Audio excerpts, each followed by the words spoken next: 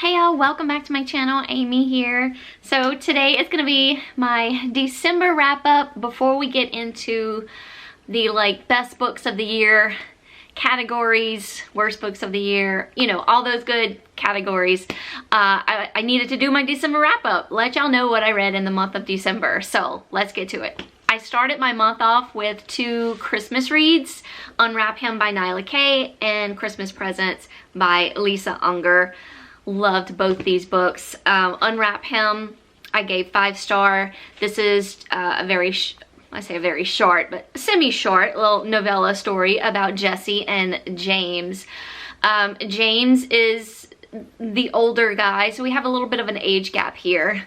James' best friends died in a car accident years ago, leaving their baby behind, and they had asked James if anything had ever happened to them, would he take care of Jesse as his own? So of course he does, and he did for years. When Jesse became more of a teenager and was becoming aware of who he was attracted to, who he may be as, you know, a person, he realized he was in love with James. He's never called James daddy or anything like that. He's always just called him James. Now Jesse is all grown up and he is still in love with James. One Christmas, things take a turn for the better, in my opinion. Now this is a very sort of taboo story, but please keep in mind that these characters are not actually related.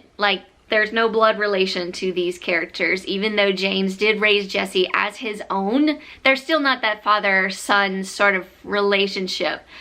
However Nyla Kay does it, she did it very well. I was totally rooting for these guys, totally into it, absolutely loved it. It was super steamy, very, very sexy. Highly recommend it, even if, you know, you feel like picking it up now. If you're a Nyla Kay fan, which I am becoming very quickly, I am loving all her stuff. She's very spicy. This is a spicy one, but it's done so well. Loved it, 5 stars. Christmas Presents by Lisa Unger, also a very good holiday read, but it can be read, you know, when it's not the holiday season. This I gave a 3.5 star, but I feel like maybe it's more along the lines of a 4 star the more I think of it. Very close to a 4 star, maybe a 3.75 or something like that. The little blurb in the synopsis, or above the synopsis, says a true crime podcaster unwraps a bookseller's dark past. But I don't feel like it was all the podcasters doing. You know, there is a podcaster that comes into play in this book, but I kind of feel like he wasn't, I kind of feel like what was he there for? Really wasn't really sure. I mean, he's in town for a reason, and then he realizes what town he's in. So we mainly follow Madeline. She is the only surviving victor. She is the only surviving victim of the serial killer Evan Handy. Evan Handy is currently in prison. So of course the podcaster realizes he's in the hometown of, you know, Evan Handy himself, and decides to go into, dig into this a little deeper for his podcast. Madeline is a bookseller, so he does approach her in the bookstore about this, but of course she does turn him down. But throughout the book she does start rely on him to I guess maybe help her through whatever she needs help with. So anyway, like I said, we're following Madeline, and Madeline is going to take us back to where it all started. What happened to her as far as with Evan Handy, the serial killer, how she survived. She's going to take us back before then. And then we're also following a current victim. Her name is Lucy. We're following her as she has been caught by someone. So is this a copycat? We know Evan Handy is still in prison. So what's going on with this victim, and why are we following her, and how does it involve Evan Handy or even Madeline's story? How do they come together as one? How are they involved with each other, I guess. So it does read sort of like a true crime come to life sort of thing, and that's what I really enjoyed about it. So it was like based on an actual true crime story. Well, this is totally fiction, that's not what I meant, but I mean, like, in the book is based off of this true crime, and then we have something happening that's very familiar or similar to what had happened to Madeline and other girls for that matter. So yeah, so we get to know Madeline as she takes us back to where it all started. And then we're also following, like I said, Lucy, a current victim, and what she's going through and who her captor may be. It was very exciting. I enjoyed it. Christmas presents has to do with some little Easter eggs in the book. So maybe just kind of pay attention. You'll get it when you get towards the end, what the title means. But yeah, there are some Easter eggs throughout the book that I didn't really pay much attention to until I got to the end, and I was like, oh, okay. It's very minor, but I still love like the little whole Christmas presents, little Easter egg tidbits in the book. I really enjoyed it. Oh, just for the record, I did listen to this on audio and really enjoyed the narration. Okay, next I picked up The Stranger Upstairs. This is by Lisa M. Matlin. I've never read anything by this author. This was a book of the month pick for me. I gave this 3 stars. I will say it was entertaining, very entertaining read. I enjoyed one of our characters. She was very just like an unreliable type of narrator, but she was just fun to read. So we have our couple, Sarah and Joe. They buy this old Victorian home that's kind of known for a murder that happened in it in like the 1980s. So she wants to renovate this home and post all about it on her Instagram. She is a therapist. Sarah is a therapist, but she is also a Instagram influencer, or is trying to be an Instagram influencer, and she thinks renovating this house is going to gain her more followers. Now, Sarah and Joe are not your average couple. There's something a little off about these 2 characters, which you'll learn more throughout the book. But you don't really hear a lot from Joe, which kind of just adds to the mystery of their relationship. Now, Sarah is going to take us back, so we do have a little bit of a timeline as to just her past. We're also getting Sarah's story through her blog post. So she's taking us back, and then we're getting her blog post entries, which I thought added a little bit to the book as well. Now the ending did sort of throw in some good twists, but overall I kind of felt underwhelmed in the end. That's why I'm settling on a 3-star.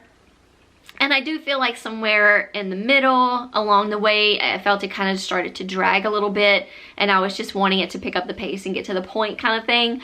But overall, I enjoyed the story. I enjoyed the characters. Sarah herself was very entertaining, but yeah. Okay, then I picked up the second book in the Alabaster Penitentiary series by Nyla Kay. This is Joyless. Now, this is a male-female romance, and I didn't know how I was going to feel about this. I've never really read a story with a female sort of in the middle, so I kind of went into this not really thinking about how much I would enjoy it, and oh my god, I absolutely loved these characters, all of them together and separately. So we do meet these characters in the first book. Now these books are, I'm currently on the 4th book right now. They are all overlapping, so they're kind of like going back to the first book, and you're just getting the point of view from another character, whether it may be a guard or a prisoner in the penitentiary. So it's just very involved and very like just interesting. I'm all about it. It's been a really long time since I've read a series that I'm like really into and I'm ready to hop over to the next book kind of thing. It's been a while for me. So anyway, in this book we have the relationship between Vale, who is like our head guard over at the penitentiary. Then we have Rook. Rook is just like his name, he's a rookie that came to the penitentiary. And then we have Joy. Joy is our only female guard. Rook is a guard as well, forgot to mention that. Vale and Rook, I believe, used to be police officers. I know Rook was. I'm not positive about Vale. So as we're going through this story and learning about our characters, they are taking us back to how they became who they are now, and how they became guards in the penitentiary. So I find that very interesting as well. I love how Nyla Kay is like bringing us back and letting us know like why these characters are here in this place, because once you are a guard at this penitentiary, you stay there. The penitentiary is set in New York City, and it's based like on this island by itself. And there's also like the warden, who is known as the Ivory, and then his Ivory Mansion. So all the guards actually have a place in the mansion where they stay. They do not, like, I think they go to the actual city like maybe once a month or something like that. But they are all pretty like just set on the island. They live in the Ivory Mansion, and then they work at the penitentiary. So I thought that was very interesting. So of course it's mostly men based, as far as like even like the guards, as well as, you know, the prisoners are pretty much all men. So Joy is like our only female character so far in the penitentiary, but she is a badass bitch. I love her. Joy likes to watch.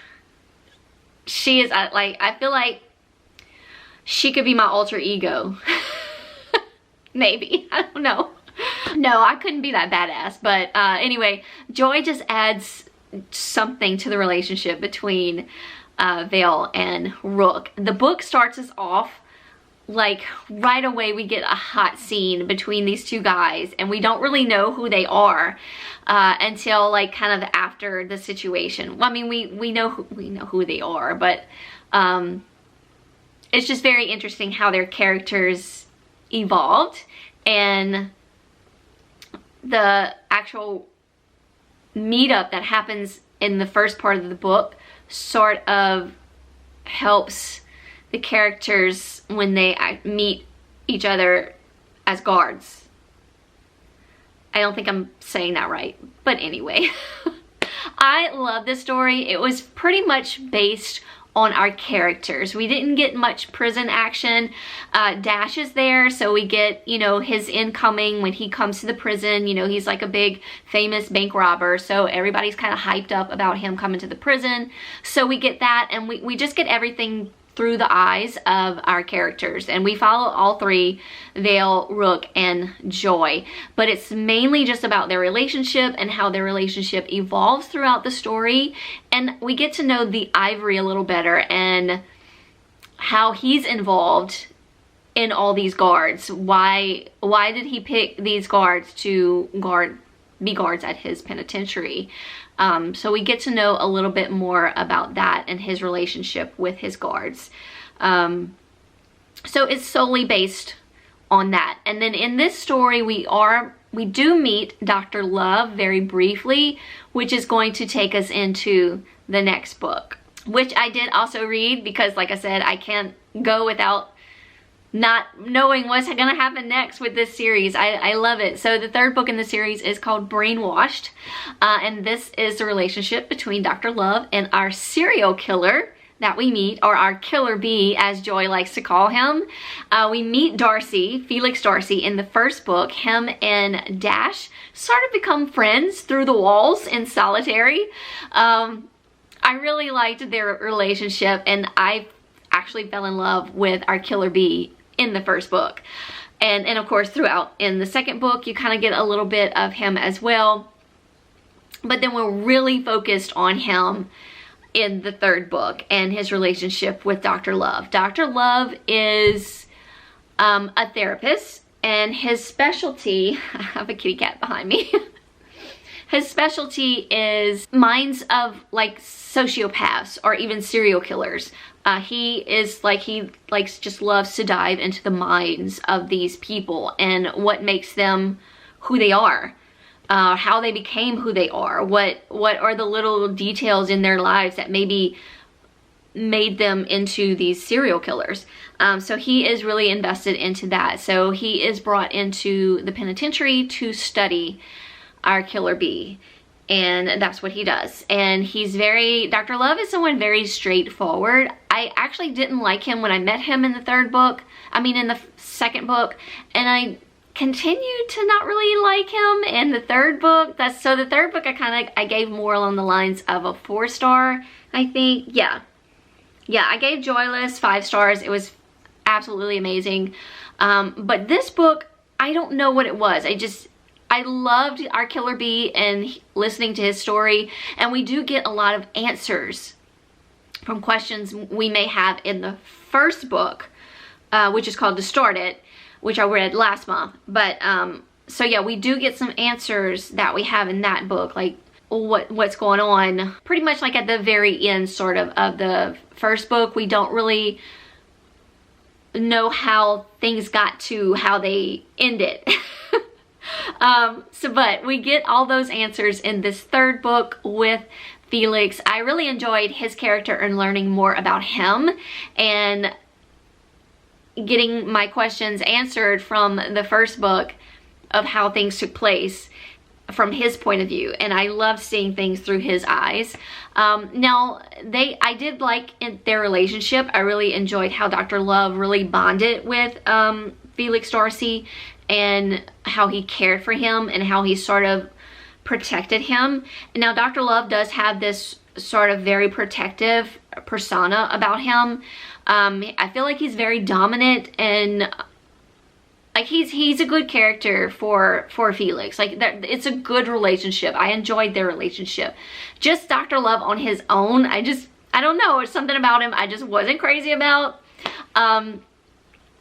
And there are some parts I felt like in this book kind of drug out a little bit, but it's all good. I still enjoyed the story. I still enjoyed hearing about Felix, and a little bit more. So of course we're taken back to when Felix was a little boy and how things progressed over the years, his family life, where he came from, and how that maybe has had something to do with who he is now.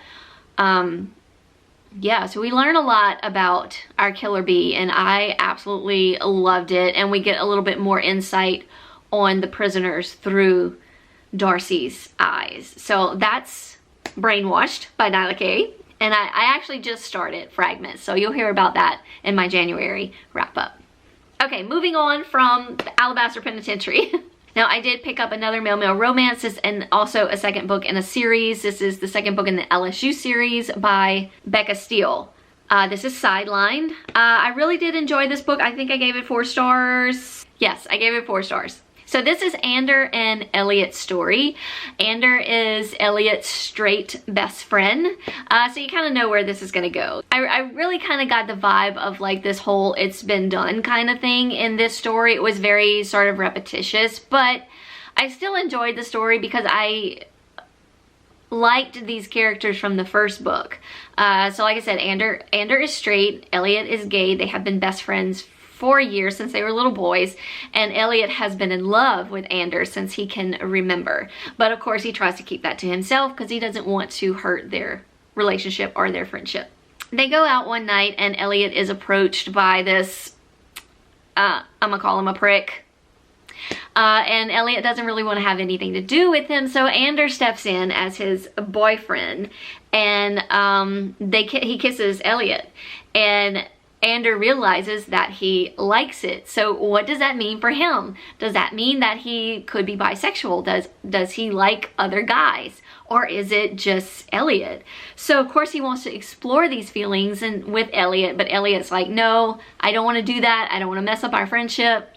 You're gonna have to do this on your own, bro. So Ander does try to figure it out on his own, but he's not doing so great. So he kind of figures it's probably just an Elliot thing. But yeah, that's pretty much the gist of the story. We have sort of a bi-awakening type of story here.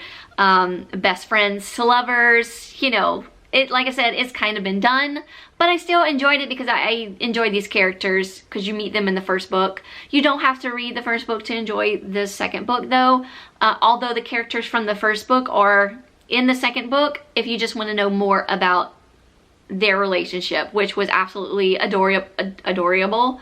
I do highly recommend the series. So far I've really enjoyed it.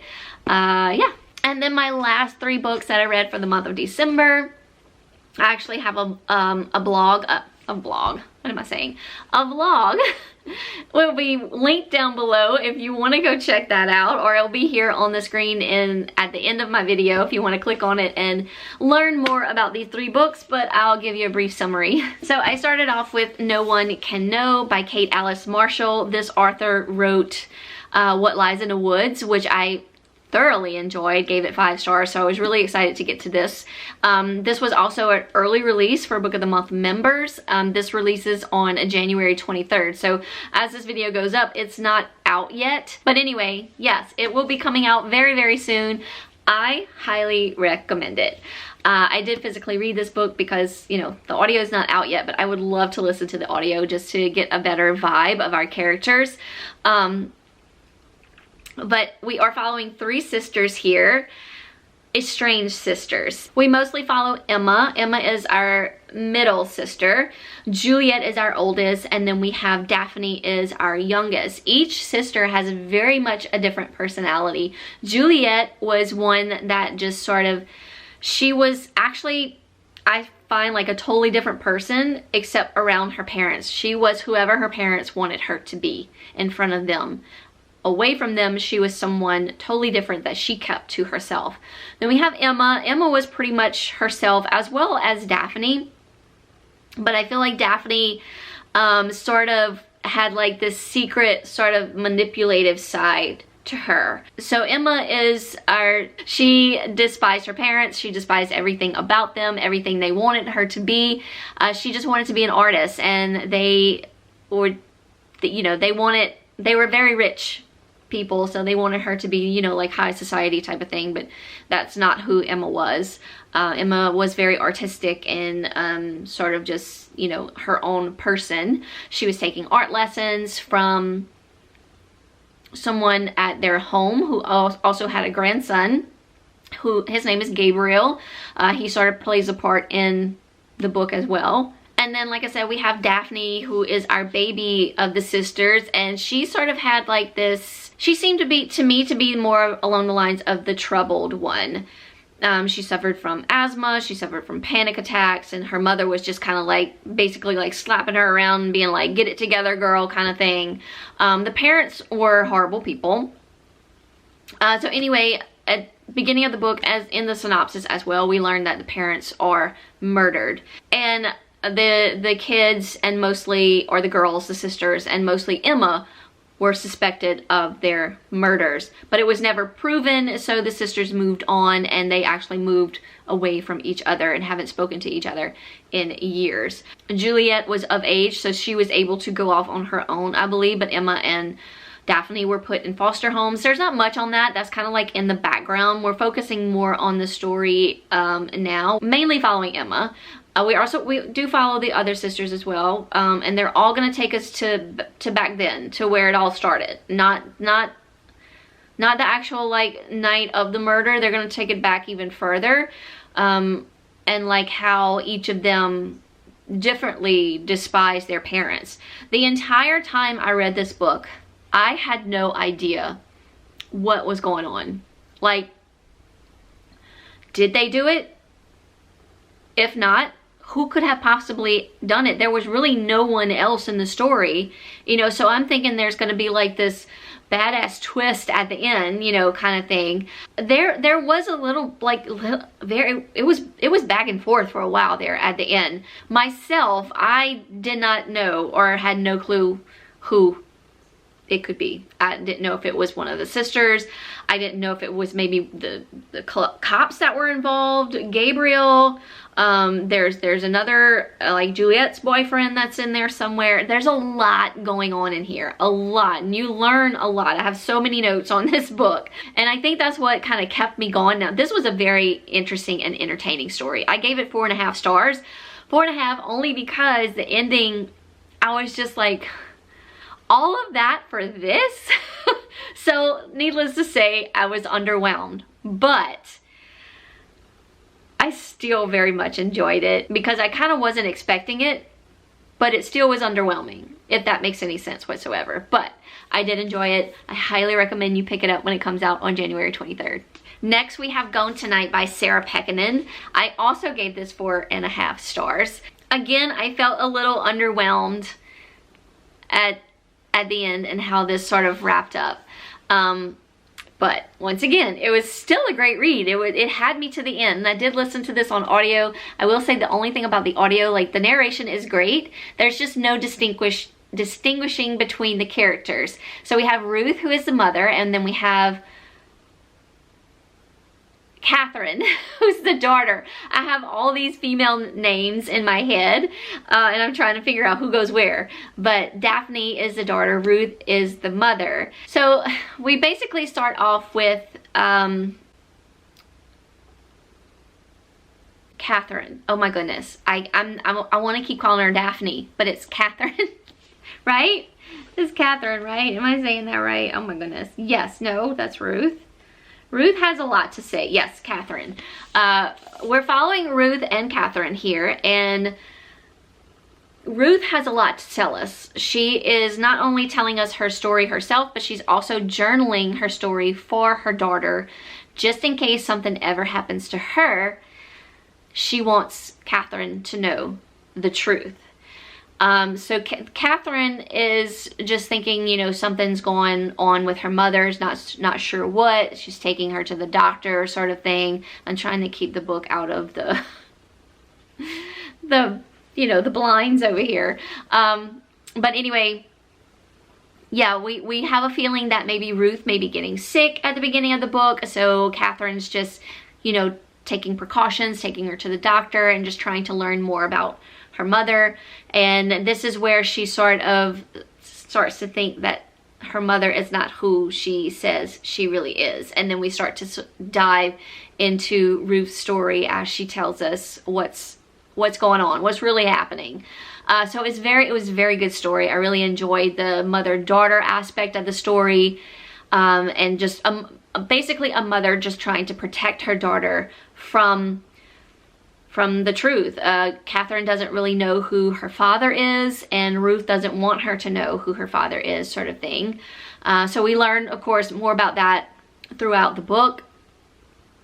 And as Catherine sort of starts to dig into Ruth's life, she comes to realize sort of like what's going on. So it kind of just leads up to that. So I felt like it was more of a drama, sort of, than